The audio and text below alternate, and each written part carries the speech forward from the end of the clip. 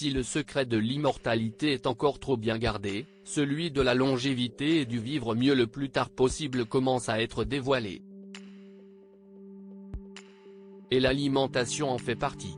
Dans les montagnes de l'Himalaya, une diète permettrait de vivre au-delà de 100 ans.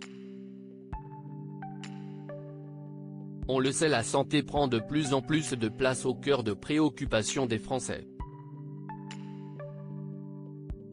Et l'alimentation tient un rôle majeur dans certains changements de quotidien pour une vie plus saine. Tous les conseils régimes des plus avertis sont alors bons à prendre. Ainsi, Michel Simès dévoilait récemment ce qu'il avait totalement supprimé de son alimentation. Quand Nagui, lui, révélait être végétarien, et faisait savoir son plat préféré, lui qui fait très attention à bien vieillir. Car l'obsession qui se cache derrière tout cela s'y est naturellement celle d'une quête impossible vers la vie éternelle. Si celle-ci paraît naturellement du domaine du fantasme, celle de vivre mieux et plus longtemps est tout à fait réalisable. Et elle passe également par changer pour certains leur façon de manger. Certaines populations l'ont mieux compris que d'autres, à l'image du Japon, où l'espérance de vie est de loin la plus élevée. Dans les montagnes de l'Himalaya, le mode de vie de certains peuples a donné naissance au régime Ntsa, un régime qui permettrait de vivre au-delà de 100 ans. Mais quel est-il ?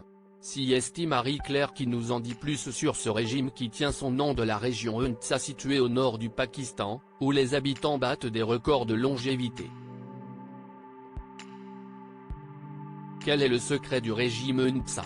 L'alimentation des Nzaku est majoritairement végétarienne, ces derniers ne consomment que très peu de viande, hormis lors de grandes occasions.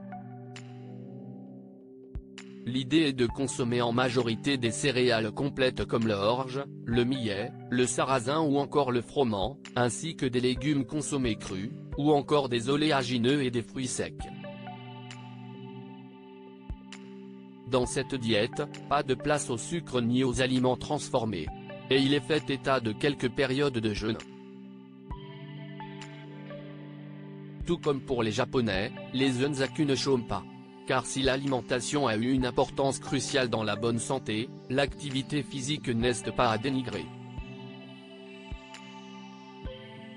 Dans les montagnes de l'Himalaya, ces derniers parcourent chaque jour des kilomètres dans les sentiers montagneux. Ils bénéficient également d'une eau d'une pureté rare, et d'une pollution de l'air quasi inexistante. L'avis d'une nutritionniste: tous ces critères sont donc à prendre en compte dans le calcul de leur forte espérance de vie. Mais leur régime alimentaire, même s'il n'est pas couplé à une bonne qualité de l'air, ou à une activité physique aussi intense, permet néanmoins de vivre en meilleure santé. Vanessa Bedjaï Haddad, diététicienne qui s'exprime dans les colonnes de Marie-Claire, confie à propos du régime Ntsa: sur le plan nutritionnel, et en théorie, il y a effectivement beaucoup de bons. Pour la santé comme pour la planète, il est clairement conseillé de s'éloigner des produits industriels pour se diriger vers une alimentation plus végétale, plus brute, avec des légumes, des fruits, des céréales complètes, des graines, de l'eau fraîche plutôt que des sodas, un quotidien actif plutôt que sédentaire. En mangeant ainsi, on ne peut pas dire que l'on vivra jusqu'à 160 ans, il s'agit clairement de buzz médiatique, mais on peut dire que l'on met toutes les chances de son côté pour bien vieillir.